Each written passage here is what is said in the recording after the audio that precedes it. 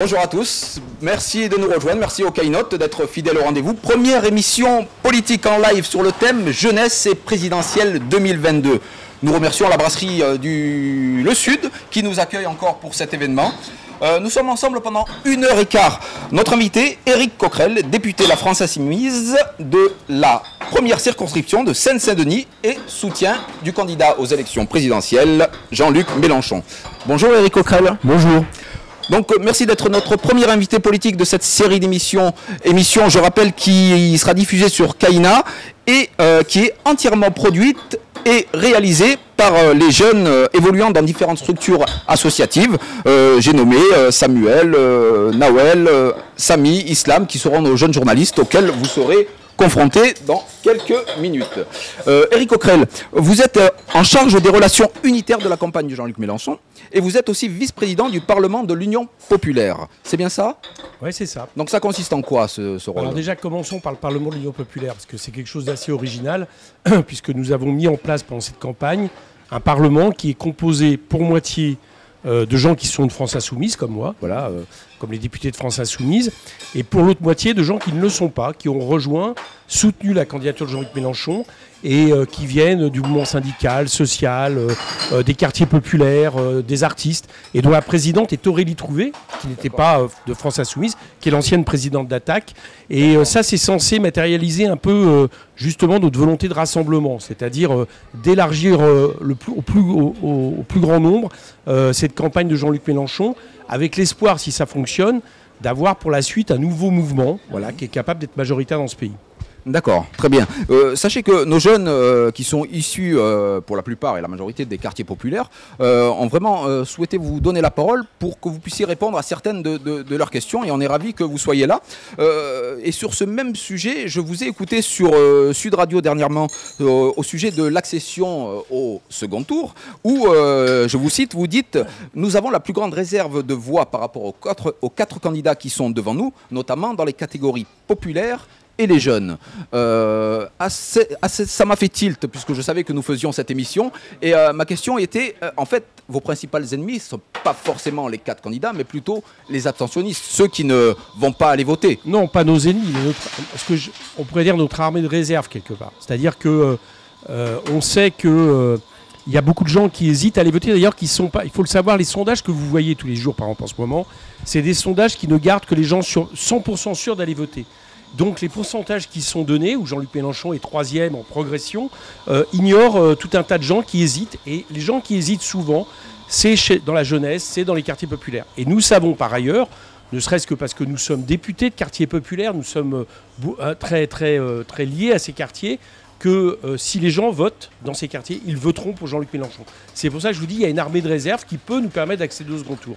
D'accord, donc c'est parfait pour le cadre de notre émission, puisqu'on vous allez être justement interrogé et mis sur notre plateau, interrogé par des jeunes journalistes. Et je vais vous inviter à aller sur ce plateau. On va aborder certains thèmes comme le sens de l'engagement politique, la jeunesse, les quartiers populaires et les injustices et les inégalités. Donc on va rejoindre le plateau. Donc je vous invite à vous diriger par là-bas. Et on va tout de suite rejoindre Samuel.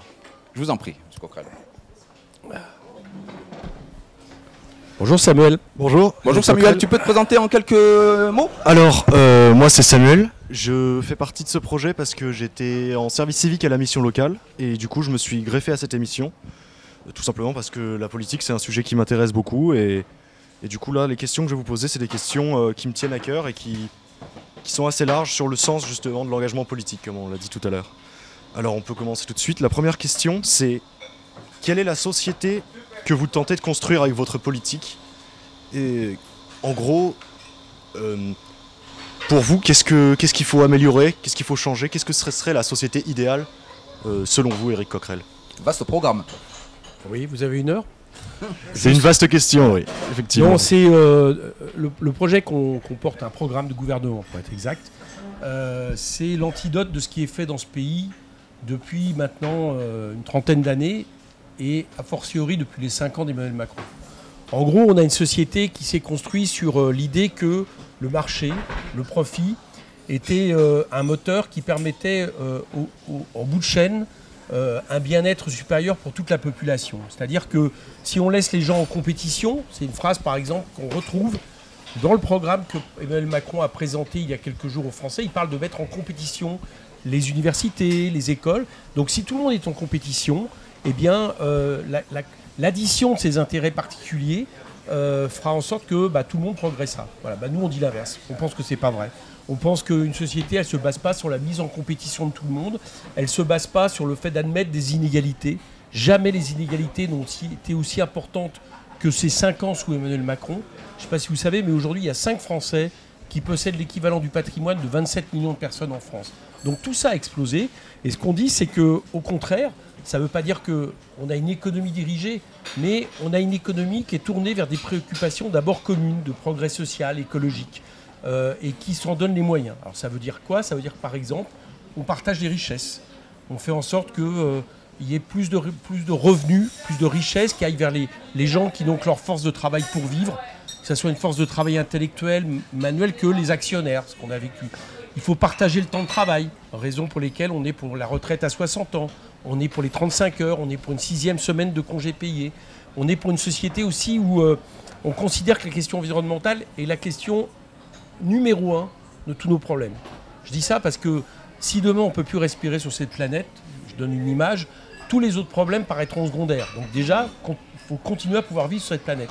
Ce qui veut dire que là, ce n'est pas le marché qui peut le résoudre. C'est ce qu'on appelle, nous, la planification écologique. Et enfin, on pense que la 5e République, c'est une monarchie présidentielle, raison pour laquelle on propose la 6e République. Donc on rompt en réalité de manière radicale avec tout ce qui s'est fait depuis une vingtaine d'années. Très bien. Je vous ai répondu ? Oui, c'était une très bonne réponse, merci beaucoup. Alors du coup, je peux passer directement à la deuxième question. C'est les services publics doivent-ils être rentables?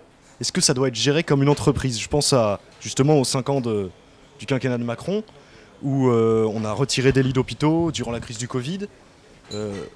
Et plus généralement, par exemple, l'école, les hôpitaux, tout ce qui est service public. Est-ce que c'est logique? Est-ce que ça a du sens de vouloir en faire quelque chose de rentable? Non, bien sûr. Alors, ça dépend ce que vous entendez par rentable. Si c'est rentable écologiquement, si c'est rentable socialement, si c'est rentable en termes d'égalité, qui est quand même l'égalité, c'est théoriquement le projet républicain en France, c'est-à-dire liberté, égalité, fraternité. C'est-à-dire que quel que soit l'endroit où on est dans le territoire, on puisse bénéficier, j'allais dire, des droits fondamentaux. Bon, et ça passe par les services publics. Si vous commencez à dire que les services publics, en réalité, ça aussi, c'est l'ouverture à la concurrence, qui commence à être organisé. Ce que M. Macron promet encore plus, il appelle ça liberté. Mais en fait, c'est l'ouverture à la concurrence. Et bien, au bout d'un moment, et ça c'est logique, ces entreprises publiques auront comme priorité la rente des actionnaires et non plus l'intérêt général. Donc nous, on assume complètement. C'est l'idée que beaucoup d'entreprises qui répondent à des besoins fondamentaux, on peut les énumérer, le transport, la santé, l'énergie, l'éducation, etc., ne doivent pas être ouverts à la concurrence. Ça doit être un monopole, c'est pas forcément l'État, hein. Ça peut être des communes, mais en tout cas un monopole de socialisation, et pour que ça ne soit pas ouvert à la concurrence, et nous l'assumons, ça veut dire qu'il faut désobéir sur ce point au traité européen, qui normalement y oblige. Et Jean-Luc Mélenchon est le seul de tous les candidats qui sont capables d'aller au deuxième tour qui proposent cela. Mais comment, moi je voudrais rebondir sur ce que vous dites, mais comment imposer cet état de fait à l'Union européenne aujourd'hui? En désobéissant. Donc c'est une désobéissance purement... Et vous verrez qu'il ne se passera rien. Il ne se passera rien parce que, vous savez, notre pays, c'est la 2e puissance économique en Europe, bientôt le pays le plus peuplé. Donc l'Union européenne, elle ne se fera pas sans la France. Donc n'ayons pas peur, à un moment donné, de faire ce que d'autres ont fait. Les Allemands, vous savez, ils le font régulièrement, ce qu'on appelle nous un opt-out, c'est-à-dire la désobéissance. Par exemple, ils ont une balance commerciale qui, par rapport au traité, est beaucoup trop équilibrée en leur faveur. Pourtant, ça ne les gêne pas de le faire. Donc nous, ce qu'on dit, c'est qu'il y a certaines mesures comme ça, on respectera notre programme, on rompra, on désobéira sur ces points avec les traités européens, et on pense même que ça nous permettra d'établir un meilleur rapport de force, de dialogue, entendez ce que vous voulez, avec nos partenaires européens, cette fois-ci pour changer les traités pour tout le monde. Voilà, c'est un peu la manière dont on imagine les choses. D'accord. Donc en termes de désobéissance, je crois que Samuel, tu avais justement une question appropriée concernant les gilets jaunes, il me semble. Et oui, c'est ça. Alors ouais, voilà, là, c'est de ça que j'avais envie de parler. Les gilets jaunes, c'était un peu l'un des grands événements du quinquennat de Macron. Comment est-ce que vous l'expliquez ce phénomène et qu'est-ce que vous en avez tiré, vous, Éric Coquerel, et aussi en général la France Insoumise en tant que parti? Quelle leçon ça a apporté? Est-ce que vous pensez que le message des Gilets jaunes est passé dans le monde politique aujourd'hui? En tout cas, chez nous, oui. Bon. Comment je l'analyse? Je l'analyse par deux phénomènes. Le premier phénomène, c'est que quand vous avez une société qui produit autant d'inégalités, autant de politiques qui cassent les services publics, ça devient insupportable. Bien. Alors après, il y a deux solutions. Soit ça passe par l'urne, les urnes, soit ça passe quand les urnes ne sont pas au rendez-vous, ça peut passer par d'autres formes de résistance. Quelque part, c'est pas passé par les urnes parce qu'on a un quinquennat bizarre qui s'est ouvert. Emmanuel Macron, il avait un peu plus de 20% au premier tour, il se fait élire, on sait qu'il se fait élire parce qu'il a été élu contre Marine Le Pen. Il n'a pas été élu pour le projet d'Emmanuel Macron, oui. Il a été élu contre Marine Le Pen. Et c'est tout le problème de la Ve République. Et à partir de là, tous les problèmes de ce pays, qu'il a aggravés en termes d'inégalité, ont continué à monter. Bon. Donc il y a une colère sociale sourde. Le deuxième phénomène, c'est que bien souvent, les formes classiques d'organisation, même si elles sont indispensables, mais je constate que les formes classiques d'organisation sont moins aujourd'hui les syndicats, les partis, que des formes auto-organisées. Voilà, qui passent comme ça. Et les Gilets jaunes, c'est ça. C'est le peuple qui se met en mouvement, sans des formes de structuration. Alors après, on peut avoir des organisations qui les soutiennent, on l'a fait, mais en tout cas, ça passe comme ça. Et c'est ça qui explique les Gilets jaunes. Et si les Gilets jaunes on va dire qu'il y a eu un effet d'escalade, c'est parce que ces régimes ultra-libéraux, ils sont en même temps très autoritaires, de plus en plus autoritaires. Et donc, il y a eu la répression sociale la plus importante de la Ve République vis-à-vis des Gilets jaunes. Oui, c'est sûr. Eh ben, je peux passer directement à la prochaine question, en ce cas, merci beaucoup. Et la dernière question, c'est est-il juste qu'il y ait des gens dans la rue et des milliardaires dans le même pays? Alors, j'ai l'impression que vous avez plus ou moins répondu déjà, mais est-ce que vous voulez développer là-dessus? Qu'ils soient dans le même pays, enfin, je veux dire. Oui. Qu'ils aient autant de différences de richesse, non. C'est pas supportable. C'est la raison, par exemple, on est pour une révolution fiscale. On est pour que sur les impôts sur l'héritage, au-dessus de 12 millions d'euros, on prenne tout. Ça concerne très peu de gens. Hein. Des fois, les gens ont très peur quand on parle d'héritage, mais en général, ça ne les concerne pas. C'est surtout qu'ils ont peur dans le sens où ils se disent si nos riches s'en vont, qui va créer les entreprises? Mais ça, c'est pas vrai. D'abord, les riches n'en iront pas parce que, contrairement à ce qu'on dit, par exemple, on a justifié le fait de supprimer l'ISF, qui est l'impôt sur les fortunes, en disant il faut faire ça parce que pour que nos riches restent. Et on s'est aperçu que la différence, en réalité, depuis qu'on a supprimé l'ISF, elle est faible. Parce que même pour un riche, c'est pas mal de vivre en France. Quand vous vivez dans un pays où vous avez des routes, vous avez des hôpitaux, vous avez des écoles, etc., c'est plutôt agréable. Donc si en plus de ça, on vous donne toutes les possibilités de s'enrichir, c'est encore plus agréable. Donc là, maintenant, il faut calmer le jeu. Parce que force est de constater que dans ce quinquennat, jamais ils ont été aussi riches. Donc c'est pour ça qu'il faut reprendre de l'argent. L'idée n'est pas de leur dire de partir. Maintenant, s'ils veulent partir, on fera ça. Hein. On se débrouillera. Il y a des gens qui savent faire dans ce pays sans forcément avoir besoin de penser que le seul bonheur sur Terre, c'est d'accumuler des richesses dont ils ne savent même plus quoi en faire, tellement c'est énorme. D'accord, très bien. Merci Éric Coquerel. Je vais laisser la parole à ma collègue. Merci Samuel, en tout cas. Hein. J'espère que Éric Coquerel a pu répondre aux questions sur lesquelles vous avez travaillé quand même, je sais, d'arrache-pied pour avoir vraiment un temps de... J'ai essayé en tout cas. Oui, non, mais c'était important en tout cas, voilà. Donc je te remercie Samuel, on va accueillir Nawel pour la suite, qui va aborder le thème de la jeunesse. Très bien. Merci Samuel. Donc on accueille Nawel. Bonjour. Bonjour. Alors tu peux nous dire en quelques mots dans quelle structure tu évolues? Déjà je me présente, je m'appelle Nawel, du coup j'ai 17 ans. Et je suis dans l'association Agriculture à Lunel. Je vais vous parler de la jeunesse. J'ai constaté que les jeunes ne sont pas informés ou ne s'intéressent pas à la politique. Et je voudrais savoir qu'est-ce que vous comptiez mettre en place pour justement que les jeunes s'intéressent plus. Moi je ne crois pas que les jeunes ne s'intéressent pas à la politique.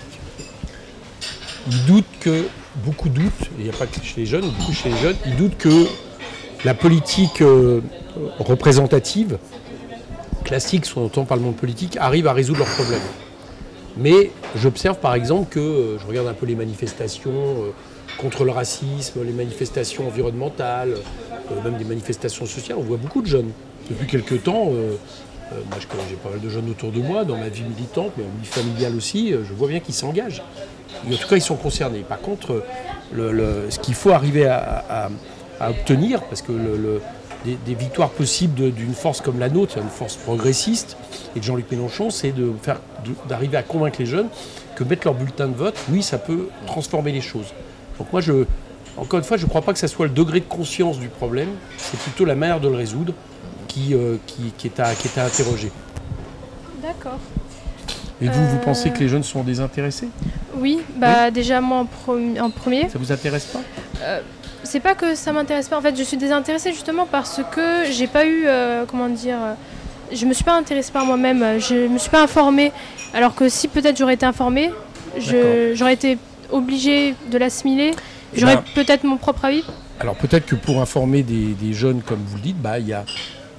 En théorie, on devrait, dans une société normale, on devrait pouvoir compter sur ce qu'on appelle le quatrième pouvoir, aussi les médias, etc. Moi, j'observe que malheureusement, il n'y a pas souvent un effort pédagogique, ou alors beaucoup parlent toujours des mêmes questions, les religions, l'immigration, etc.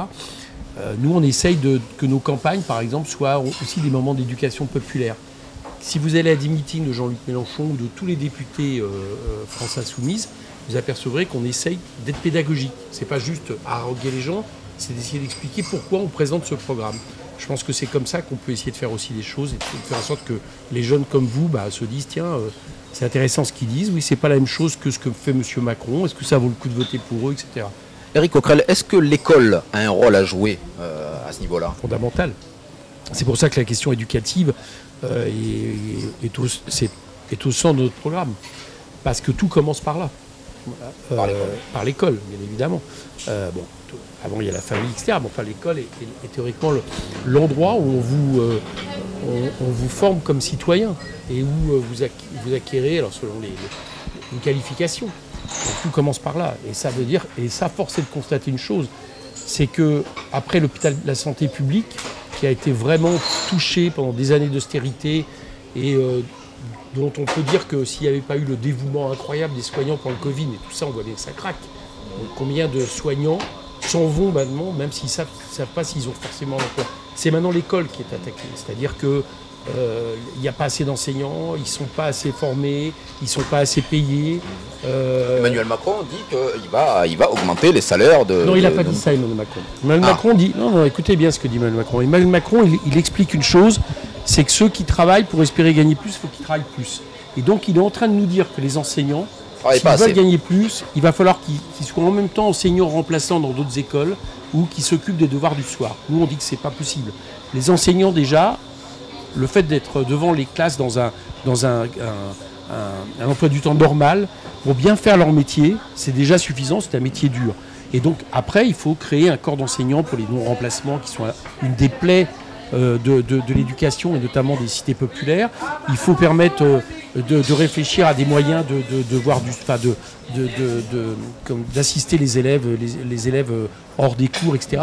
Mais pas en faisant travailler les mêmes plus longtemps. Voilà. Et donc ça passe par revaloriser le métier enseignant en nombre, en effectif, en formation. Très bien. Tu avais une autre question, il me semble, Nawel. Oui, j'avais une autre question. C'est sur les augmentations à cause de la Covid. Moi, personnellement, pour moi, j'habite toujours chez ma mère, j'ai que 17 ans. Et avant, c'est elle, bien sûr, qui paye tout ce qui est pour manger. Et justement, à cause de la Covid, il y a eu des augmentations. Et du coup, moi, je l'aide, heureusement, car je suis en service civique. Ce serait pour savoir qu'est-ce que vous comptez faire pour toutes ces augmentations. Il s'agit du coût de la vie, sur le coût de la vie. La première chose, c'est qu'on pense qu'il faut bloquer les prix de tout ce qui aujourd'hui est en train d'exploser en termes de coûts. Le carburant, l'énergie, des produits d'alimentation, produits indispensables. On trouve que par exemple à l'île de la Réunion, ils ont fait quelque chose d'intéressant. Ils ont décidé qu'il y a des comités d'usagers avec des syndicalistes et autres qui définissent un panier de produits dont il faut bloquer les prix. Ça, c'est la première chose, c'est-à-dire arrêter cette inflation qui est en train de monter et qui tant qu'on ne l'arrête pas, on va dire que toute mesure prise est absorbée après par la montée des prix. Et puis deuxièmement, il faut rendre du pouvoir d'achat aux gens qui travaillent. Donc il faut augmenter les salaires. Nous, on est pour un salaire à 1 400 € net. On est pour faire en sorte qu'il n'y ait pas de retraite en dessous du SMIC. On est pour faire en sorte, évidemment, qu'il y ait des négociations chaque année qui permettent aux syndicats d'imposer des augmentations de salaire pour tout le monde. Ça, c'est du côté des revenus. On est pour que les jeunes étudiants, les jeunes qui sont, par exemple, au lycée professionnel, aient un revenu minimum de 1 000 € par mois pour faire leurs études. 1 000 €, c'est le seuil de pauvreté, c'est 1 063 €. Et tout ça, non seulement ça sera bon pour tout le monde, mais en plus, ça va relancer la consommation populaire. Parce que les gens dont je parle, ils ne thésaurisent pas, ils ne spéculent pas, ils ont besoin de l'argent pour vivre. Voilà, ça c'est un aspect. Et puis l'autre côté, ce que je disais tout à l'heure, une révolution fiscale qui permet une fiscalité plus juste qu'elle n'est aujourd'hui. J'allais y en venir, mais où vous trouvez l'argent, parce que c'est sûr que ces mesures-là, elles sont vraiment, elles abondent dans le sens de ce que nous dit Nawel, mais où vous trouvez l'argent? Comment? Aujourd'hui, on nous explique sur tous les plateaux de télé, c'est pas possible, il faut se serrer la ceinture, on arrive à un carcan où on ne peut plus avancer quoi que ce soit. On a vu quand même qu'avec le Covid, on a pu débloquer des fonds. Là, ça s'est fait du jour pour le lendemain. Comment vous trouvez l'argent? Alors, je vais vous faire ça en résumé, sinon je vous renvoie, on a fait une émission qu'on trouve sur Internet, 3 heures pour expliquer notre budget, pour bien vérifier ce que je vais dire. Mais je vais vous le dire rapidement. La première chose, c'est qu'il y a des gens qui ont beaucoup d'argent, y compris pendant le Covid. Il y a eu de l'argent de l'État donné aux entreprises sans condition. Nous, on était pour qu'il y ait de l'argent aux entreprises, mais pas sans condition. Et les entreprises du CAC 40 l'an dernier, elles se sont fait 67 milliards de dividendes. C'est-à-dire, les dividendes, c'est la part du profit qui va directement dans les poches des actionnaires. Donc, il y a des gens qui ont de l'argent dans ce pays. Alors, première chose, il va falloir leur en prendre. C'est ce que j'appelais tout à l'heure la répartition des richesses. Et donc ça passe par l'augmentation des salaires, une plus juste fiscalité. Deuxième élément, depuis des années, on baisse les impôts. Mais en fait, en réalité, quand on regarde bien, on baisse surtout les impôts des plus riches. Et, mine de rien, c'est des dizaines de milliards. Rien que sous Emmanuel Macron, c'est au moins 60 milliards qu'on a perdu comme ça. Donc nous, on dit qu'il faut une réforme fiscale. En gros, on résume. En dessous de 4 000 €, ce qui est pas mal, 4 000 € par mois. Je ne sais pas combien de gens que vous connaissez touchent 4 000 €. Il y en a peu. Il n'y aura pas d'augmentation d'impôts. Au-dessus de 4 000 €, on va augmenter les impôts pour qu'il y ait une société plus juste. Et on pense récupérer comme ça les 100 à 120 milliards d'euros par an. Je ne sais pas si vous voyez, on fait des choses.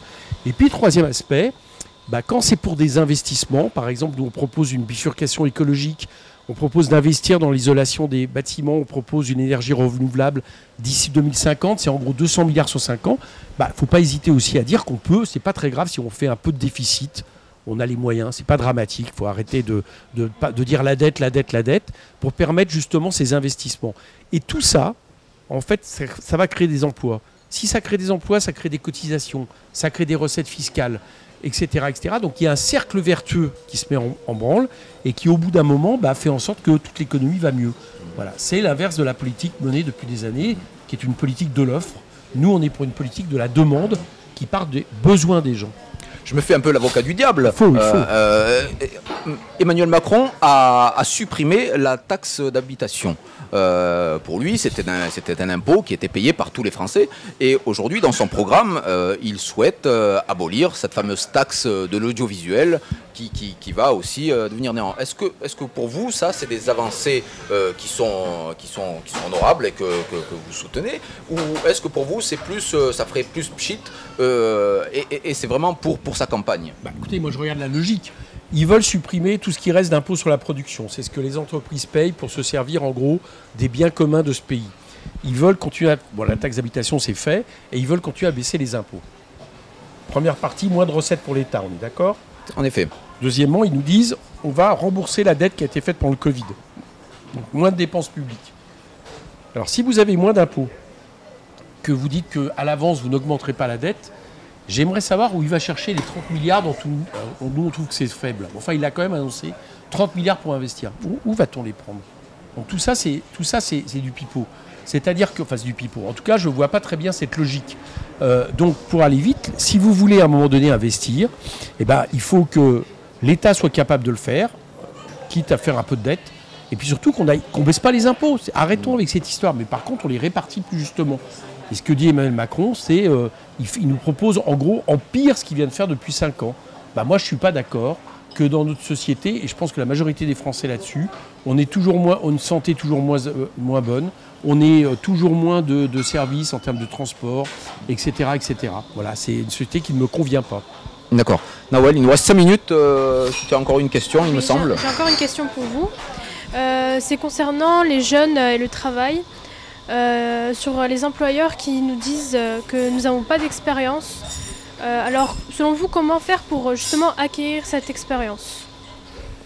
Alors déjà, arrêtons avec ce qui est à court depuis quelques années, qui est un peu ce que j'appellerais la politique du tout apprentissage. C'est-à-dire, on dit maintenant, on est en train de compter, de juger du critère de bonne santé de la qualification des jeunes au nombre d'apprentis. Bon, nous, on n'est pas du tout d'accord avec ça. On pense que c'est une vision qui date du 19e siècle, quand le professeur était le patron, pour aller vite. Hein. Bon. Alors je ne dis pas qu'il ne faut pas qu'une part d'apprentissage dans les entreprises, quand il y a, dans un cursus scolaire, mais n'empêche qu'il est quand même important, c'est le cursus scolaire. Donc il faut par exemple remettre le paquet, y compris sur les lycées professionnels, qui étaient avant la fierté de ce pays et qui ont été dévalorisés depuis des années. Raison pour lesquelles on propose de passer d'un cursus de lycée professionnel sur 4 ans, de façon à ce qu'il y ait en même temps un enseignement général, une qualification, qu'on propose que les jeunes soient payés, en tout cas les jeunes qui sont indépendants de leurs parents pour faire ces études, et qu'on propose de remettre le paquet. Et puis, j'allais dire que toute la vie, on doit pouvoir avoir une formation qualifiante, mais en gardant son salaire. Voilà, qui fasse que quelqu'un, il veut changer de boulot, il a le droit à une formation assurée par l'État, non pas par des officines privées. Voilà, c'est un peu la manière dont on voit les choses pour répondre justement, à un moment donné, aux besoins de l'économie. Très bien. Voilà, Nawel, je pense que Eric Coquerel a fait un peu le tour sur les différentes questions. Je sais que tu avais encore d'autres questions à poser, mais comme le temps nous est imparti, on va passer sur un autre thème, le thème des quartiers populaires. Et Eric Coquerel, je vous invite à rejoindre la table où on va rejoindre Samy, qui est jeune journaliste et qui va aussi nous poser quelques questions. Je m'assois où là Voilà, je vous laisse aller à gauche. C'est, je pense, c'est normal. Un angle qui vous va bien. C'est bien vu. Bonjour Samy. Bonjour Samy. Alors Samy, tu peux te présenter en quelques mots? Oui, bien sûr. Alors bonjour Monsieur Coquerel, je m'appelle Samy, j'ai 24 ans, je suis en service civique à Kayna TV, un média citoyen donc, qui est basé à La Paillade depuis plus de 20 ans aujourd'hui. Donc j'ai eu l'occasion, comme vous, de rencontrer des élus de la France Insoumise, même à Montpellier, avec qui je suis toujours en contact, où nous discutons. Et vous êtes donc le troisième que je rencontre après Madame Ressiguet et Madame Alenka. Donc aujourd'hui, comme l'a dit Mourad, on va parler des quartiers populaires, car moi j'habite à La Paillade depuis 22 ans. 23 même on va dire, parce que moi je suis né à Béziers, mais je vis à La Paillade depuis 23 ans. Et j'aimerais vous partager aujourd'hui un sentiment. Ce sentiment, on va dire, c'est celui de l'isolement, de la mise au banc, celui d'avoir l'impression d'être mis à résidence dans son quartier, l'impression de ne plus avoir de mixité sociale, pour ne pas dire une mixité ethnique. Donc j'aimerais vous poser ma première question. Est-ce que selon vous, y a-t-il une réelle envie politique de créer de l'attractivité, qu'elle soit économique, culturelle, sociale, et comment favoriser cette attractivité? Merci beaucoup. Pour l'instant, non. Non, il n'y a pas une réelle envie. On l'aurait vu. Vous disiez que vous aviez l'impression d'être mis au banc. Moi, il y a quelque chose qui me frappe, c'est... parce que moi, je suis élu de villes populaires. Hein, Seine-Saint-Denis, Saint-Ouen, Saint-Denis, Épinay, etc. Pour les jeunes, le 9-3. Hein. Le 9-3. Force est de constater que... on nous dit, par exemple, on a ce mot abominable, qui est l'idée de reconquête républicaine sur les quartiers. Bon, ça dit tout d'une politique. Quand vous avez un État, un gouvernement qui explique qu'il doit être en reconquête, qui est un terme guerrier quand même, comme s'il y avait un ennemi intérieur qui vivait dans ces quartiers et qu'il fallait reconquérir, ça dit tout d'une politique. Moi, je pense que c'est l'inverse. Moi, je pense que les villes populaires, les quartiers populaires, ils ont droit à la République. C'est l'inverse de ce qui est proposé. Ils ont droit à la liberté, l'égalité, la fraternité. Et pour l'instant, c'est tout l'inverse. Donc, tant qu'on ne changera pas cette vision des choses, vous pourrez mettre après tous les moyens que vous voulez. Il n'y en a pas tant que ça, contrairement à ce qu'on dit. Hein. Parce que des fois, on nous dit la politique de la ville, il y a des milliards qui sont donnés, ils sont gaspillés. C'est pas le vrai. En Seine-Saint-Denis, on a regardé, il y a eu un rapport, je suppose que c'est la même chose à La Paillade ou autre, mais il y a eu un rapport qui était un rapport dit Cornu-Gentil, qui était le nom d'un député des Républicains. Et ils ont fait un rapport sur, ils ont regardé tout. Éducation, santé, sécurité, école, etc. Et dans tous les domaines, alors qu'on a une population qui est la plus jeune de France, on était déficitaire par rapport à Paris, par exemple, mais considérablement déficitaire en nombre d'enseignants, en nombre d'offres de santé. Donc voilà, donc ça n'a pas été fait. Et donc il faut faire l'inverse. Il faut considérer que ces territoires, c'est des territoires non pas perdus, mais oubliés par la République. Mais comment vous expliquez que comment dire, avant normalement la paillade ça a été fait normalement pour accueillir des pieds noirs, normalement Mourad, corrige-moi si je me trompe, mais maintenant il n'y a plus rien. Aujourd'hui voilà, pour rester dans le politiquement correct, on a accueilli que des populations d'origine immigrée et il y en a toujours. Pourquoi aujourd'hui il n'y a plus de Français dits des Français de souche? Bon. Juste avant que vous puissiez répondre, rien que sur le point de vue sémantique, le mot banlieue, hein, pour reprendre les propos de Samy, c'est le lieu banni, c'est des personnes qui ont parqué. Et c'est, je pense, déjà commencer par ça, commencer par changer cette dénomination de banlieue qui fait vraiment très péjoratif. Et quand on en parle à la télé, c'est vrai que ça fait vendre des journaux, ça permet aux journalistes de venir filmer ce qu'il y a de plus mauvais dans les quartiers et jamais les aspects positifs. D'accord. Moi, je crois, sur l'idée qu'on retrouve dans les quartiers populaires une population à un pourcentage plus fort qu'ailleurs de pourcentage de population immigrée ou d'origine immigrée. Ça, pour le coup, ça va peut-être vous surprendre, mais je pense que c'est pas nouveau. Oui, si vous regardez notre pays, en réalité, il s'est toujours construit avec le fait que les immigrations récentes occupaient les tâches les plus défavorisées dans l'économie. Ça a toujours été le cas. Ça a été au moment de la colonisation, les pays venus d'Afrique qu'on a utilisés pour l'industrie automobile et autres. Avant, ça a été les Italiens, les Espagnols, les Polonais. Et puis, si vous regardez, ça a toujours été ça. Moi, je considère, alors on peut juger du côté cynique de ce genre de politique, mais je considère que c'est une chance pour notre pays. C'est-à-dire que notre pays, c'est un pays de migration. Voilà, c'est ça qui fait, j'allais dire, la richesse extraordinaire de notre pays. Mais c'est donc pas nouveau que, occupant les tâches, j'allais dire, les plus défavorisées, on retrouve en réalité dans ces 10 quartiers des populations qui sont plus récentes, d'immigration plus récente. Ce qui est nouveau, sur le long terme cette fois-ci, c'est que tout ça a correspondu en même temps avec 30 ans de néolibéralisme, où on a affaibli les services publics, où on a considérablement développé des politiques d'inégalité. Et donc, quelque part, ce qu'on appelait avant l'ascenseur social, c'est-à-dire qui permettait progressivement de s'intégrer socialement dans la société, ça a été mis en panne. Bon. Et donc, du coup, à partir de là, eh bien, toutes les politiques d'inégalité ont rejailli. Et là, on a des terreaux qui subissent... Quelle est la caractéristique des quartiers? Parce que moi, si vous regardez, toutes les discriminations, à la fois, sont vécues par les habitants. Toutes. De peau, de religion, social d'abord, etc., etc. Bon, donc, moi, je ne crois pas en gros que le problème soit le fait que des populations se retrouvent ensemble. Le problème, c'est que la République leur doit le fait qu'elles puissent se retrouver comme elles le méritent, c'est-à-dire comme des Français au bout de 1-2 générations, entre guillemets, comme les autres, en se donnant les moyens. Et vous verrez que les problèmes entre guillemets, s'atténueront considérablement. Je ne sais pas si j'ai répondu à votre question. Oui, c'est bon. Oui, non, mais je pense que la question qui a été posée, c'est vrai que vous y avez répondu. Quand on sait que certains candidats, que je ne nommerai pas, parlent de remigration pour une certaine forme de population, c'est vrai que, et ce genre de candidat, Kaina n'a pas souhaité justement l'inviter à la table, puisque on sait très bien que le débat resterait clos, en vase clos. L'immigration, où la question du grand déménagement, du grand remplacement sont des théories totalitaires. C'est des théories totalitaires. Pourquoi c'est des théories totalitaires? Parce que si vous considérez que vous devez réexpédier chez eux, entre guillemets, dont on se demande bien ce qu'est chez eux, puisque la plupart sont français, des millions de nos concitoyens, vous prenez des mesures qui ressemblent au pire moment de l'histoire. Hein. Bon, je mets ça entre parenthèses. Bien sûr.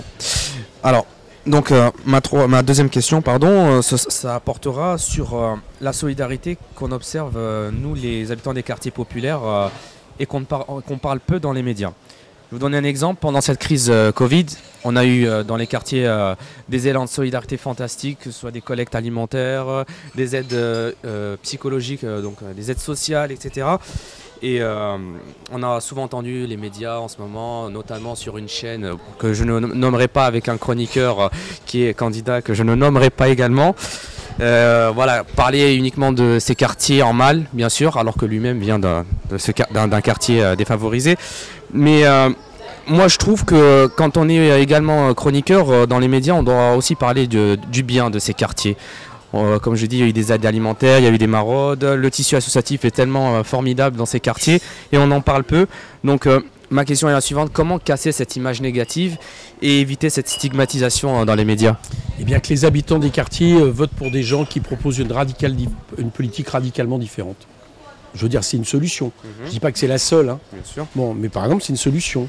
Parce que ça veut dire qu'à partir de là, la société va respirer autrement, qu'on va commencer à pouvoir avoir d'autres débats.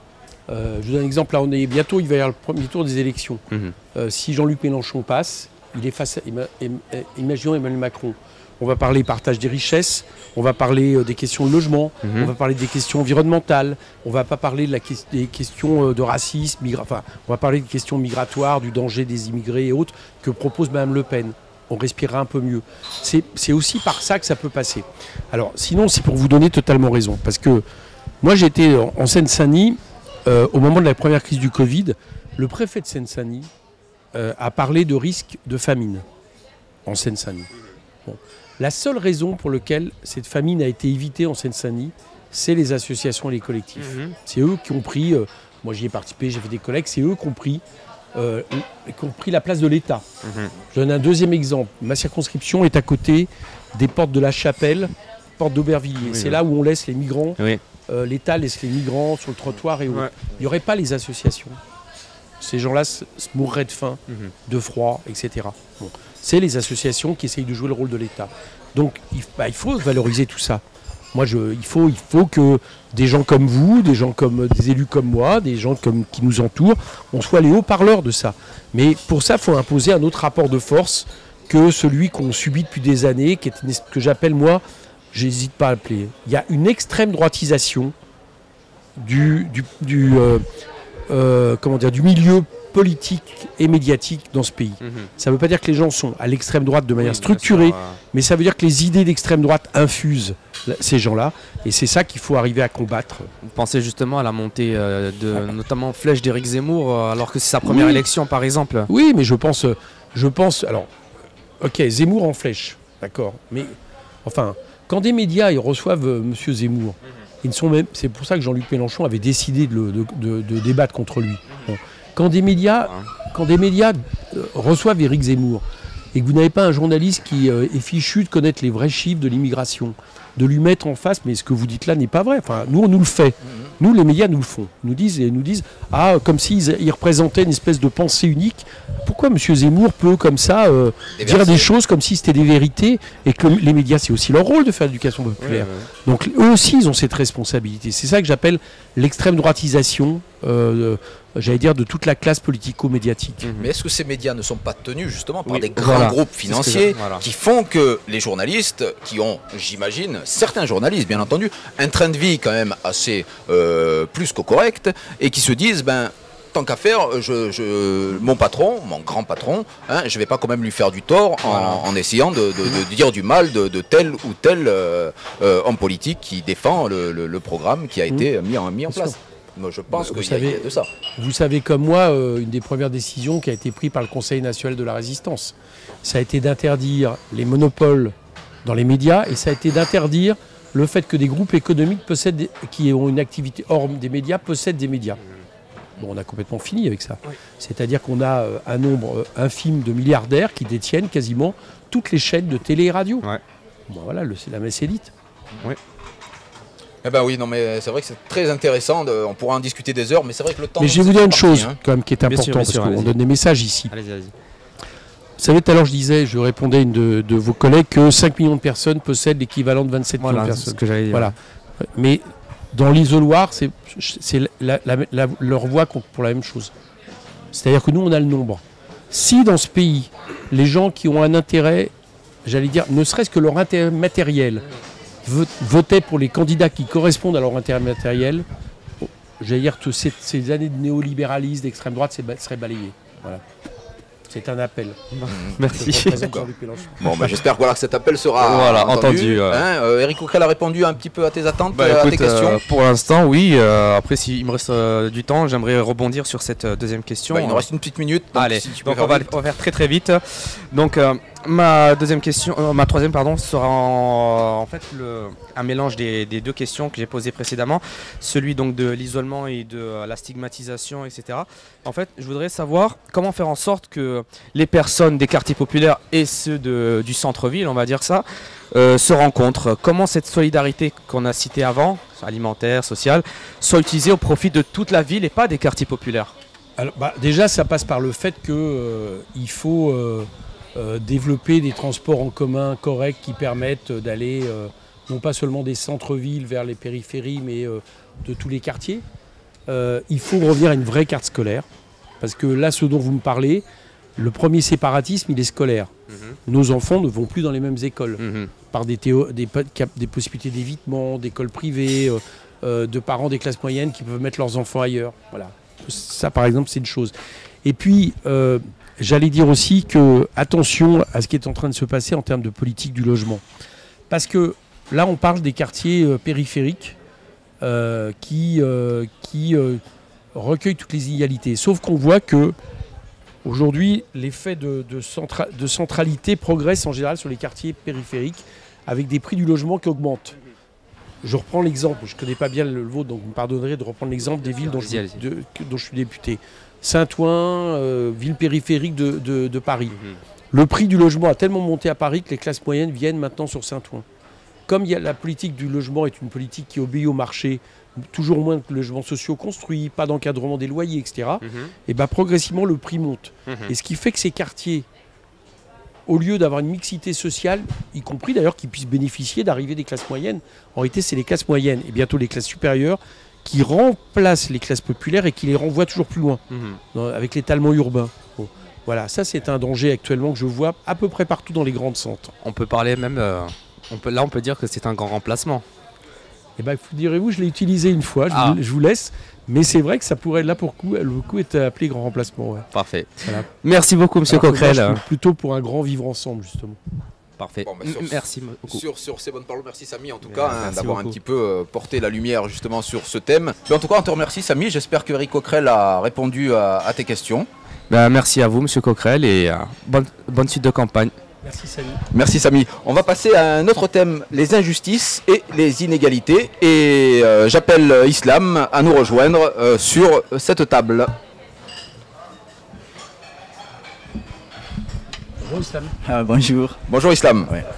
Les injustices et les inégalités. Je me suis Éric Coquerel. Bonjour Islam. Je suis de Guinou Islam. Je suis étudiant en journalisme. Alors bon, je voudrais qu'on discute un peu des questions des inégalités et des injustices. Alors, il y a une citation très intéressante de l'abbé Pierre qui dit « Gouverner, c'est loger son peuple ». Aujourd'hui, on constate en France qu'il y a beaucoup de personnes qui sont sans domicile fixe. Quand on voit tout ça, je me dis, quand par exemple on essaie de considérer les dernières statistiques de la Fondation l'Abbé Pierre, près de 300 000 personnes sont sans domicile fixe en France. Ces chiffres, c'est quand même énorme, non? Qu'est-ce que cela vous dit, tout ça? C'est ce que je disais précédemment. 300 000 sans domicile fixe, 12 millions de personnes qui ont des problèmes avec le logement, 9 millions qui ont des problèmes énergétiques. 27 000 personnes sans abri. Oui, 300 000 personnes qui sont sans domicile fixe. Ouais. Mais vous avez aussi 12 millions de personnes dans ce pays qui, d'une manière ou d'une autre, ont un problème avec le logement. Bon. On consacre à peu près 2 fois moins d'argent public aujourd'hui qu'il y a 10 ans. Donc qu'est-ce qui se passe? Il se passe qu'on a une politique du logement qui est basée en réalité sur une marchandisation totale. C'est le marché. Et c'est même pour certains logements la spéculation financière. Je pense par exemple à des gens qui achètent plein d'appartements pour louer Airbnb ou plein de résidences secondaires. Les Corses par exemple souffrent beaucoup de ça en ce moment. Ils n'arrivent même plus à vivre chez eux parce que les logements sont trop chers. Donc il faut revenir sur ça. Il faut casser la logique que le logement serait dévolu au marché. En tout cas, pas qu'au marché. Comment on casse tout ça? On reconstruit des logements sociaux. Sous Macron, moins 30% de logements sociaux construits. C'est le record historique depuis justement l'appel de l'abbé Pierre en 1954. C'est le record historique du nombre de logements sociaux construits dans le pays, en termes, malheureusement, record par le bas. Bon. Donc, nous, on est pour construire 200 000 logements sociaux par an, 1 million de logements sociaux. Ça fait en 5 ans. Il faut permettre justement que les loyers arrêtent d'exploser. Vous savez très bien que, là encore, il y a une trentaine d'années, la part des loyers, la part du logement dans le revenu familial, c'était 15-20%. Aujourd'hui, c'est 35-40%. Il faut donc encadrer les loyers à la baisse. Il faut faire en sorte, c'est valable pour les jeunes, mais pas que l'État propose une garantie universelle. Une garantie universelle, c'est quoi? C'est que moi, j'observe que dans ma circonscription, par exemple, beaucoup de gens sont obligés d'aller, y compris de louer à des marchands de sommeil, parce que quand ils veulent louer dans le parc privé, on leur dit il nous faut 3 mois de salaire, il nous faut la garantie des parents, etc., etc. Impossible. Donc on est pour que l'État prenne cette garantie, ce qui fait que si un propriétaire a des problèmes avec un locataire, il se retournera vis-à-vis de l'État. Bon, voilà, il faut changer cette mécanique en termes de logement et faire en sorte qu'on arrête d'avoir une demande qui soit largement supérieure en réalité à l'offre, qui explique pourquoi ça monte. Mais aujourd'hui, les mairies, les collectivités ont l'obligation de construire des logements sociaux. Et pourtant, ce n'est toujours pas respecté. Et puis on constate aussi, quand on interviewe un peu les différentes populations, on dit que le logement social, ça fait peur.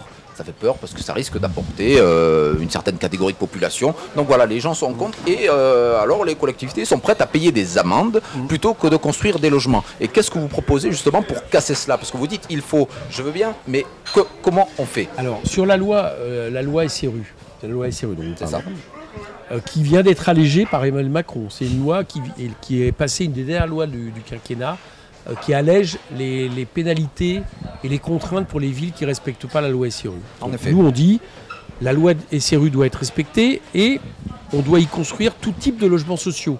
Pas seulement des logements sociaux, on va dire, pour classe moyenne. Aussi des PLAI, etc. Donc si un maire ne veut pas construire des logements sociaux, le préfet doit prendre la place du maire pour le faire. Voilà ce qu'on propose. Ça, c'est une mesure pour permettre plus de construction de logements sociaux. Mais il y a une deuxième chose, il y a ce que vous venez de dire. C'est-à-dire qu'on a affaibli idéologiquement le logement social dans ce pays. Par exemple, et c'est malheureusement repris par le gouvernement, mais moi j'ai des maires socialistes qui disent un peu la même chose, qui disent dans les villes où il y a beaucoup de logements sociaux, 40-50%, il faut arrêter de mettre tout le monde dans les mêmes endroits, des ghettos de pauvres, il faut affaiblir les logements sociaux, il faut abaisser. Moi je ne suis pas d'accord avec ça. Les logements sociaux, 70% des Français y ont le droit en termes de revenus. Les logements sociaux, ce n'est pas des trappes à ghetto, c'est la possibilité pour l'État d'avoir une politique d'intervention sur le logement. Et si dans les endroits où vous avez des populations, vous n'allez pas tout d'un coup envoyer ailleurs. Ça n'existe pas comme ça, c'est pas vrai. On ne va pas tout d'un coup prendre les populations à Saint-Denis et puis les envoyer à Versailles. C'est-à-dire ça se passe. Que Versailles construise plus de logements sociaux ou Neuilly, oui, mais n'empêche, les gens qui vivent à Saint-Denis, il faut les vivre. Donc il faut casser cette idée que si vous avez un pourcentage très fort de logements sociaux, c'est une trappe à ghetto. Non, c'est pas vrai. Alors pour ça, il faut passer par des logements diffus, c'est-à-dire se dire que quand vous faites une construction immobilière, vous réservez 30% des appartements, 40% des appartements à des logements sociaux, ce qui fait que vous évitez le côté tout logement social. Mais n'empêche, il ne faut pas diminuer la part de logement social. Monsieur Coquerel, vous avez cité le nom du président Macron. Il a promis, en tout cas, c'est l'un de ses souhaits, qu'en 2018, il n'y a plus de sans domicile fixe. Ben vous voyez comme moi. Il a échoué. Oui, c'est moi qui Alors concrètement, qu'est-ce qui prouve que vous allez réussir?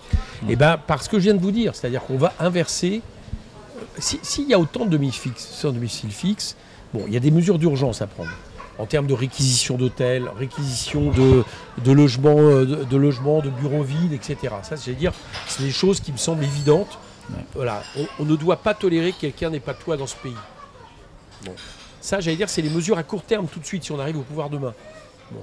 Mais d'un autre côté, il faut casser la logique qui explique pourquoi, au bout de la chaîne, il y a des gens qui sont sur domicile fixe. S'il y a des gens qui sont sur domicile fixe, c'est parce qu'avant, il y a des gens pour qui le loyer est trop important, trop cher, qu'ils n'arrivent plus à payer les charges, etc., etc. Donc il faut intervenir là-dessus avec la politique que je vous ai décrite précédemment, qui démarchandise le logement, qui fait que l'État intervienne plus, construise plus et permette du coup que le coût du logement progressivement baisse. Voilà, les deux bouts sont nécessaires à tenir. Alors, on va continuer, on va parler encore de quelques sujets relatifs des discriminations. Aujourd'hui, on constate que la discrimination à l'embauche est une réalité en France. Un jeune sur 3 aujourd'hui victime de discrimination à l'embauche, de discrimination raciale liée à l'ethnie, à la religion. Je pense qu'il y a une phrase très intéressante dans le livre de votre candidat Jean-Luc Mélenchon que je vais essayer de citer ici. L'avenir en commun. Oui, l'avenir en commun. Bon il dit qu'il mettra en œuvre un plan d'action global contre les discriminations à l'emploi, à logement, éducation, santé. Mais concrètement, qu'est-ce que vous allez faire? Qu'est-ce que ça veut dire? Vous faites quoi? C'est un peu la même logique que ce que je viens de vous dire pour le logement. Concrètement, déjà, il faut en sorte qu'il y ait suffisamment de services qui assurent ces biens fondamentaux dans les endroits où les gens vivent. Commençons par ça. Ça veut dire qu'on s'assure que dans les villes populaires, il n'y ait pas moins de lits d'hôpitaux, il n'y ait pas moins de services médicaux qu'ailleurs. Alors, on nous dit, bah oui, mais comment vous faites, par exemple, sur les déserts médicaux? Nous, on dit, créons un corps de médecins fonctionnaires. On paye les études d'étudiants en médecine, mais en échange, ils doivent, par exemple, 10 à 20 ans à l'État, et on les envoie où on veut. Bon, donc ça permettra, j'allais dire, de créer, d'envoyer les gens où c'est nécessaire. On dit, créons des centres de santé publics, un peu partout. On dit, arrêtons de fermer des lits d'hôpitaux. Revenons à des politiques où les hôpitaux ne répondent pas à des logiques de gestion, mais à des logiques de répondre aux besoins de la santé. Voilà, je vous ai donné l'exemple de la santé, mais j'ai donné tout à l'heure pour l'éducation, c'est pareil, pour le logement, c'est pareil. Bon. Ça, c'est tout un ensemble de mesures qui permettent que les gens aient accès à des besoins fondamentaux là où ils sont. Deuxième chose, les discriminations à l'embauche et autres, c'est aussi parce qu'à un moment donné, vous avez 6 millions de chômeurs dans ce pays. Je veux dire par là que quand vous êtes chef d'entreprise, je vais être un peu cynique, mais que vous avez, vous faites une demande, vous faites une annonce et que vous avez 10 personnes qui répondent à cette annonce, vous pouvez choisir, y compris à la tête du client, plus facilement que si demain il n'y a pas de chômage et que vous avez moins le choix. Donc si on crée de l'emploi, et nous on est pour créer 1 million d'emplois dans les services publics pour répondre à la bifurcation écologique, on est pour partager le temps de travail, on a calculé que bon an mal an entre le public et le privé, on va créer 2 millions d'emplois dans ce pays. Si vous assumez, vous permettez qu'il y ait un revenu garanti pour les jeunes en formation, vous allez voir que les chefs d'entreprise qui font de la discrimination, ils vont avoir moins tendance à pouvoir la faire. Et puis troisièmement, il faut évidemment prendre des mesures drastiques, pédales, contre toute mesure de discrimination quand elles sont prouvées. Quelles mesures par exemple? Parce que par exemple dans le domaine des entreprises, ça passe par le fait que les CV soient anonymisés. Ça passe par le fait que les entreprises qui font... ça passe par des lois. Vous parlez de discrimination, mais je vous en cite aussi une. Les inégalités hommes-femmes dans les salaires. Donc il faut l'Islande le fait, il faut une loi qui contraigne à l'égalité salariale, hommes-femmes dans les entreprises. Parlons de discrimination. On sait malheureusement que selon votre couleur de peau, vous avez par exemple plus ou moins de risques d'être contrôlé par la police. 20 fois plus de risques si vous êtes noir ou arabe que si vous êtes blanc. Nous, on est pour changer la police de manière globale. Mais déjà, faisons un récépissé de contrôle d'identité. Que les policiers ne puissent plus aller contrôler quelqu'un qui, en fonction de la couleur de peau ou de la veste qu'ils ont, sans raison pour les contrôler. C'est la plupart du temps le cas. Bon, voilà, ça les oblige. Donc c'est des mesures qui changent un peu la situation en termes, je vous l'ai dit, d'accès aux besoins fondamentaux, en termes de créer plus d'emplois. Et puis troisièmement, pour un policier qui fait de la discrimination raciste, ça ne peut pas être juste 3 jours de suspension. Il n'a plus sa place dans la police, point. Et c'est vrai dans d'autres domaines. Merci. En tout cas, comme je disais, Eric Coquerel, en effet, les injustices et les inégalités, on était en plein dedans. Et il y a une question qui a frappé nos journalistes et on ne pouvait pas s'empêcher de la poser. C'est en ce qui concerne ce qui se passe en Ukraine. On sait très bien l'élan de solidarité qui se mobilise en France. Mais il y a des choses qui ont choqué et Islam l'a relevé comme la plupart de nos jeunes journalistes et on voulait vous la poser. Oui, justement, merci pour l'introduction.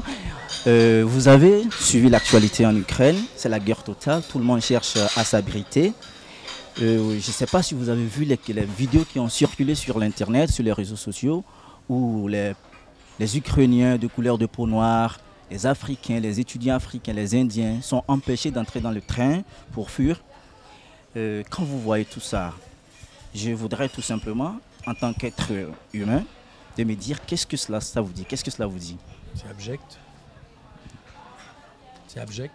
Voilà, ça résume, ça résume peut-être dans le tri qui est fait certaines choses, même si on doit les soutenir vis-à-vis de l'invasion russe, mais certaines choses à interroger du côté de l'Ukraine quand même. Bien. Faut pas avoir langue de bois là-dessus, c'est pas normal de faire ça. Oui. Mais j'observe aussi que ça interroge aussi sur les responsables français, parce que j'ai entendu certains responsables français expliquer qu'on pouvait accueillir les Ukrainiens, mais qu'on n'avait pas forcément à accueillir les gens qui vivaient en Ukraine, qui n'étaient pas ukrainiens. Sous-entendu, les gens qui n'avaient pas la même couleur de peau. Exactement. Voilà. J'ai entendu M. Macron dire aussi que la France avait fait la même chose pour les Syriens, les Irakiens, les personnes qui viennent d'Afrique noire. C'est pas vrai. On ne fait pas la même chose. Deux poids, deux mesures. Absolument. Donc, j'étais assez surpris. J'ai vu que le maire de Béziers, qui est pourtant d'extrême droite, a dit qu'il regrettait du coup son attitude qu'il avait été la sienne par rapport aux réfugiés syriens. Très bien. Au moins, c'est un bon point de quelqu'un qui revient sur ce qu'il a pu dire comme ineptie. Enfin, mais c'est évident que ça doit nous interroger. C'est pas possible de n'accepter les migrants que quand ils sont blancs de peau et qu'on estime qu'ils font partie, je ne sais pas de quoi d'ailleurs, de quel univers commun au nôtre. Donc voilà, et ça pose toute la question sur lequel l'extrême droite aujourd'hui fait son lit. C'est que notre pays, vis-à-vis des migrants, vis-à-vis des réfugiés, et quand je dis notre pays, paradoxalement, c'est souvent plus nos gouvernants que le peuple, qui souvent a plus d'élan de générosité sur le terrain que en réalité les gouvernements. Mais l'attitude de notre pays depuis des années par rapport à ça est inqualifiable. Et crée un problème, parce qu'en réalité, ce qui crée un problème, c'est pas tant les gens qui arrivent. Il faut arrêter de dire qu'il y a des vagues migratoires qui arrivent en France, c'est pas vrai, c'est pas le cas. Il y a des vagues migratoires entre les pays du Sud, ça souvent, oui, parce qu'à cause du climat, à cause des questions économiques, à cause des guerres. Mais en Europe, en réalité, si on regarde depuis des années, on s'aperçoit que le taux de migrants qui arrivent en Europe est très faible par rapport au taux de migrants qui se déplacent ailleurs dans le monde. Donc le problème qu'il y a, c'est qu'il n'y a pas de politique d'accueil digne de ce nom. Voilà ce que je crois. En termes de centre d'accueil, en termes de gestion de cette question-là. Et qu'est-ce que vous ferez pour... Nous, justement, on fera deux choses. Est-ce que c'est une question de moyens, Éric Coquerel? Oui, alors c'est une question de moyens, mais c'est aussi une question de volonté politique. C'est ce que je l'appelais tout à l'heure l'extrême droitisation du paysage politico-médiatique, qui explique qu'on fait des lois sur l'immigration toujours plus dures. Qu'on pense que c'est plus intéressant de donner beaucoup de moyens dans des centres de rétention, y compris en y mettant des mineurs, plutôt que de mettre des centres d'accueil dignes de ce nom dans lesquels il y a de l'hébergement, du traitement administratif des dossiers, etc. etc. Bon. Ça passe par le fait d'entériner quelque chose. La plupart des gens qui sont aujourd'hui sur le sol français, qui veulent y rester, la plupart, je ne dis pas tous forcément, mais la plupart, ils ont vocation à y rester. D'abord, aucun gouvernement, contrairement à ce qui est dit, même M. Macron vient de le dire, M. Macron a dit, quelqu'un qui n'a pas le droit d'asile, il n'a pas de raison de rester en France. Sauf qu'une personne, pour expulser quelqu'un de France, c'est 30 000 € par personne. C'est des conditions matérielles, y compris par rapport aux droits, souvent vous ne pouvez pas le faire. Donc tout ça, ça veut dire qu'en fait on fait une politique qui est à la fois inhumaine et totalement irréaliste. Donc il faut entériner que les gens là qui sont en ce moment en France, la plupart vont rester. Donc il faut régulariser les travailleurs sans papier, les élèves, les enfants qui sont dans les écoles sans papier. Il faut faire des centres d'accueil non. Il faut penser à une véritable politique d'intégration par le travail, parce qu'en plus souvent ces gens-là travaillent. La seule différence c'est qu'ils n'ont pas de papier, etc., etc. Voilà, il faut tourner le dos à cette politique abracadabrante qui laisse penser que en fait tout ça est un problème numéro 1 en France. Pas vrai. Très bien. Je vous remercie en tout cas, Éric. Et en même temps, excusez-moi, il faut au niveau international régler les causes qui contraignent les gens à partir. Exactement. Alors qu'ils n'en ont pas envie. Mais ça passe par les accords de libre-échange qu'on leur impose souvent, ça passe par les guerres, ça passe par des régimes dictatoriaux parfois que nous aidons, ça passe par des questions climatiques dans lesquelles, moins qu'on puisse dire, nos pays occidentaux ont un peu plus de responsabilités que les pays du Sud, etc. Très bien, je vous remercie en tout cas d'avoir été au fond des choses. Islam, est-ce que cette question, plutôt cette réponse, te convient et peut vraiment répondre à tes inquiétudes? Oui, ça va, merci d'avoir donné vos réponses sans langue de bois. Merci. Merci Eric Coquerel. On va rejoindre le comptoir pour un petit moment de conclusion.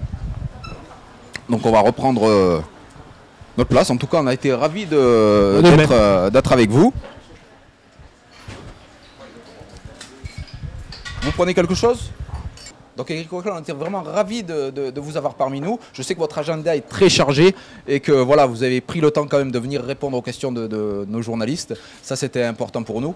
On a revu les différents thèmes ensemble. Vous avez apporté vos réponses. Moi, j'ai une dernière question. J'ai vraiment bien suivi tout ce que vous avez dit.